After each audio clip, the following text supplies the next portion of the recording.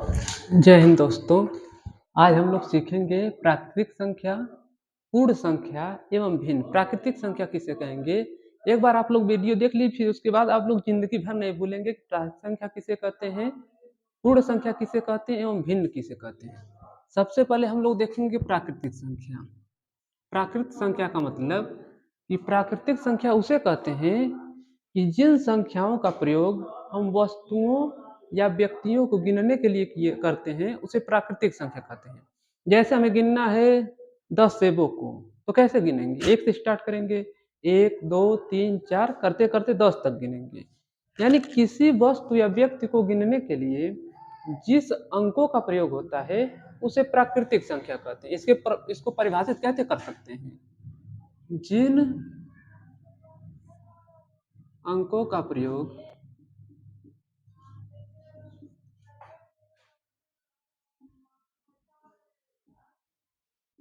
हम वस्तुओं या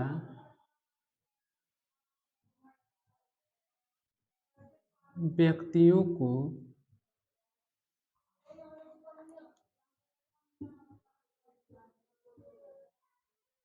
गिनने के लिए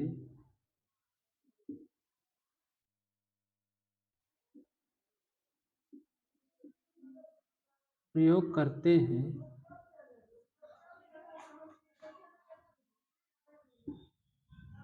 उन्हें प्राकृतिक संख्या कहते हैं, उन्हें प्राकृतिक संख्या कहते हैं।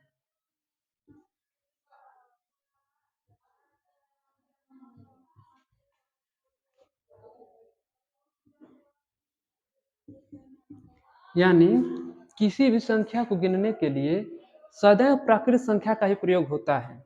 जैसे हम कोई अंगुली गिननी है तो अंगुलियां कितनी है? 1 2 3 4 5। यानी कोई भी वस्तु हो, कोई भी व्यक्ति हो, अगर उससे गिनने का हम कार्य कर रहे हैं तो प्राकृतिक संख्याओं का प्रयोग करते हैं। जैसे एग्जाम्पल के रूप में हम लोग देखें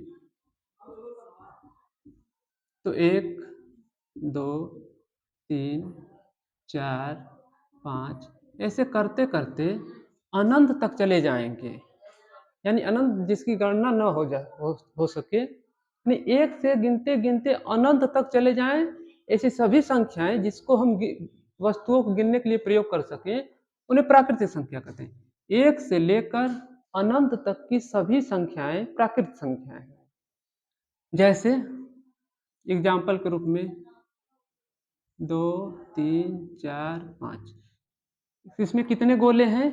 1 गोला, 2 3 4 5।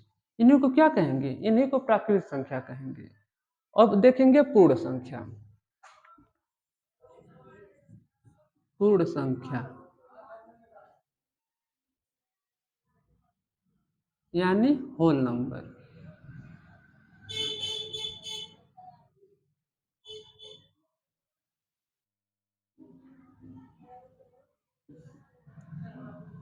अब प्राकृतिक संख्या तो हो गया, अब होल नंबर किसे कहेंगे? होल नंबर प्राकृतिक संख्याओं में अगर 1 को जोड़ दिया जाए, मतलब 0 से स्टार्ट कर दिया जाए, उन्हीं को हम पूर्ण संख्या कहते हैं। जैसे 0 से लेकर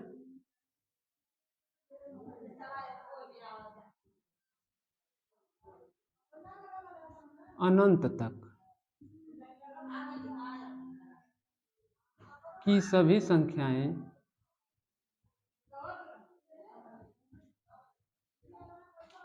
पूर्ण संख्याएं।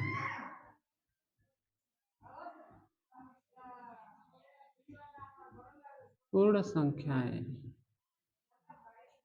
जैसे एग्जाम्पल के रूप में अगर हम लिखना चाहें, जैसे 0 1 2 3 4 5 6 ऐसे करते करते इसमें भी अनंत तक चले जाएंगे।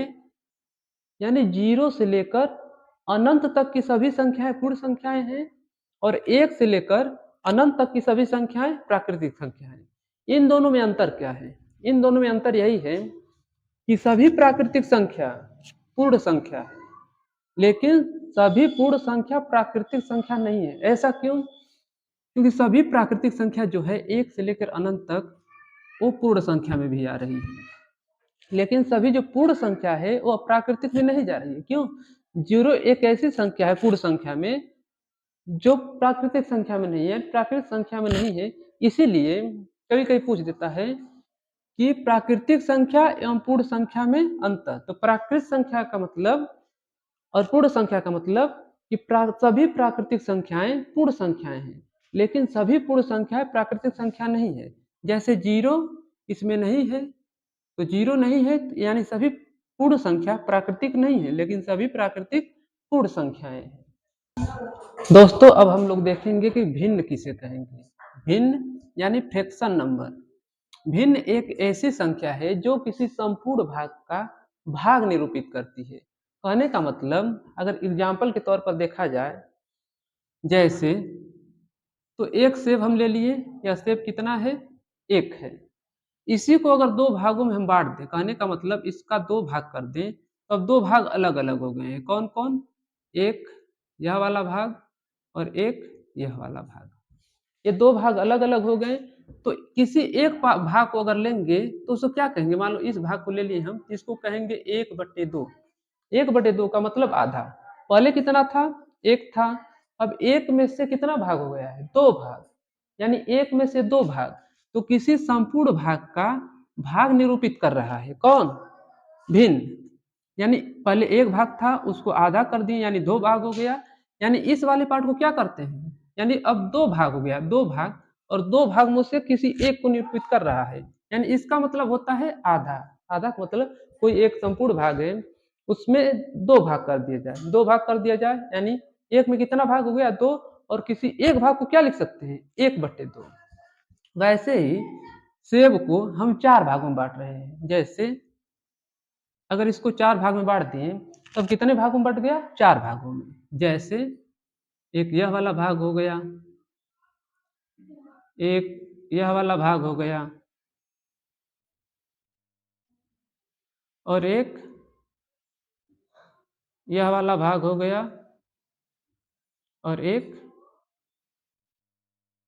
यह वाला भाग हो गया। यानी चारों भाग अलग अलग हो गए हैं। अब इसमें से किसी एक भाग को क्या लिख सकते हैं? जैसे 4 भागों में हम इसको अगर लिखना है तो क्या लिखेंगे? 1/4 भाग।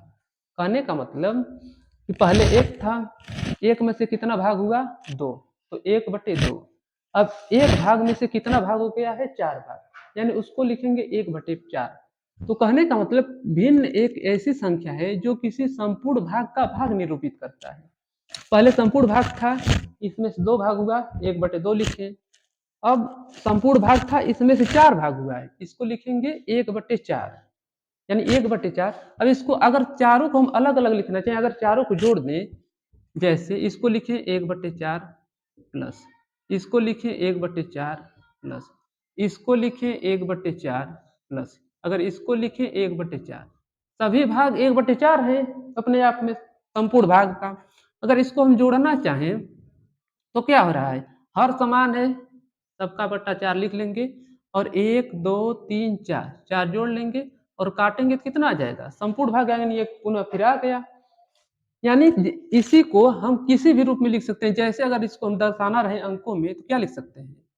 1/2 लिख सकते हैं, 7/9 लिख सकते हैं, 5/7 लिख सकते हैं, 8/13 लिख सकते हैं।